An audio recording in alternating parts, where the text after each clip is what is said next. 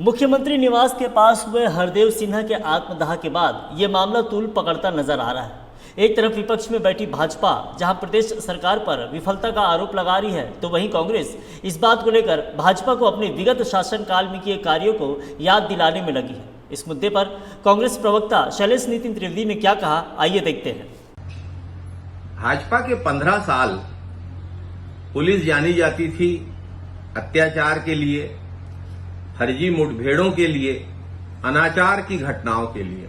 लेकिन छत्तीसगढ़ में कांग्रेस सरकार बनने के बाद जब सत्ता में परिवर्तन आया है, तो आज पुलिस की पहचान बेहतर संवाद के लिए, समस्याओं की सुनवाई के लिए माओवादी इलाके में बहुत पहले से बेहतर स्थिति बनी है।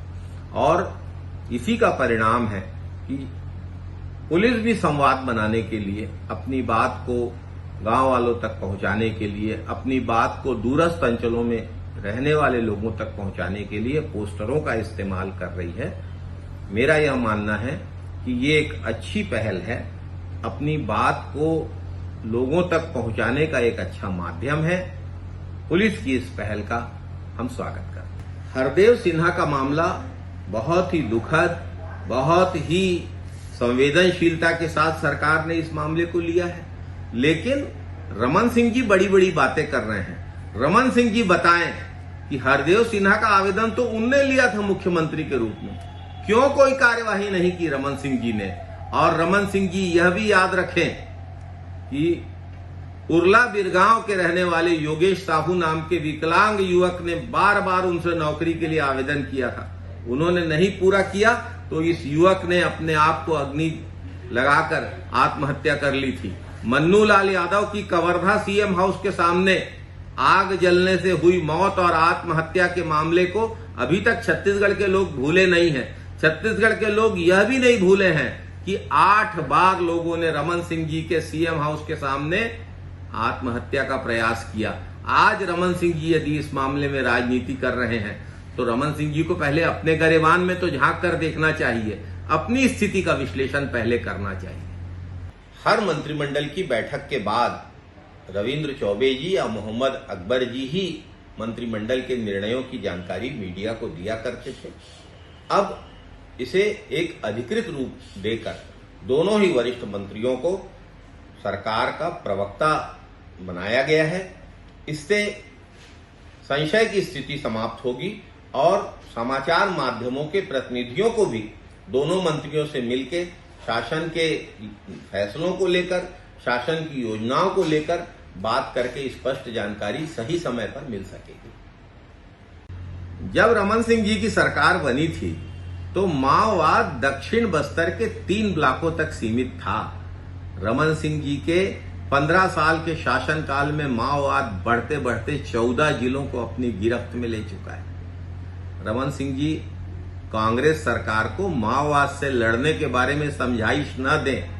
हमें रमन सिंह जी की समझाइश नहीं चाहिए, जिन्होंने केपीएस गिल को कहा था कि आप तो अपनी तनख्वाह लें, आपको माओवाद से लड़ने का कोई अर्थ नहीं है। जिस भाजपा के जिला पदाधिकारी और अन्य नेता माओवाद को संरक्षण देने में, माओवादियों के लिए सामान खरीदी में लिप्त हैं, उस भाजपा के राष्ट्रीय उपाध्यक्ष रमन सिंह जी कांग्रेस को माओवाद से लड़ने के बारे में कोई सीख न दे। रमन सिंह जी के शासनकाल में जीरम की घटना हुई थी। रमन सिंह जी जिम्मेदार हैं। उस माओवादी कमांड के मुखिया होने के कारण, सरकार के मुख्यमंत्री होने के कारण, जहां पर माओवादी हमला हुआ ठीक उसी जगह सुरक्षा नहीं थी। रमन सिंह जी यदि माओवादियों से लड़ने के बारे में कांग्रेस की सरकार को सीख देते हैं, तो यह बेहद दुखद और विचित्र स्थिति है। कांग्रेस पार्टी अपने घोषणा पत्र के सारे वादों को पूरा करने के लिए संकल्पित है। 36 वादे हमने किए थे, हमें 5 साल के लिए जनादेश मिला है।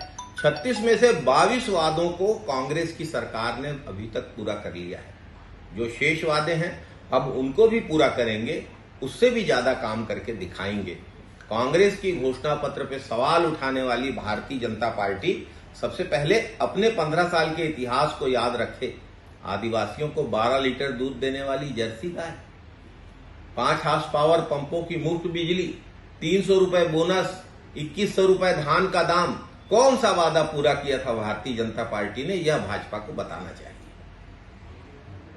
सिन्हा का मामला बहुत ही दुर्भाग्यपूर्ण, परिस्थितियों की जांच हो रही है, दंडाधिकारी जांच हो रही है, लेकिन रमन सिंह जी के द्वारा इसका फायदा उठाने की जो कोशिश की गई वह उनके जैसे वरिष्ठ नेता को शोभा नहीं देता है।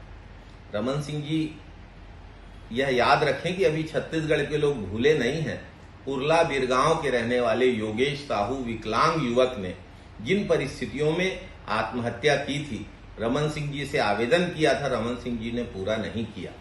इस खेमराज सिन्हा ने भी अपना आवेदन रमन सिंह जी के कार्यकाल में ही किया था और 8 बार सीएम हाउस के सामने आत्महत्या तक कोशिशें हुई। कवर्धा सीएम हाउस के सामने मन्नूलाल यादव नाम के व्यक्ति ने आत्महत्या की थी और योगेश साहू की तरह उसकी भी मौत हुई थी। इस तरह की राजनीति रमन सिंह जी को शोभा नहीं देता है। रमन सिंह जी के बयान की कांग्रेस पार्टी कड़ी निंदा कर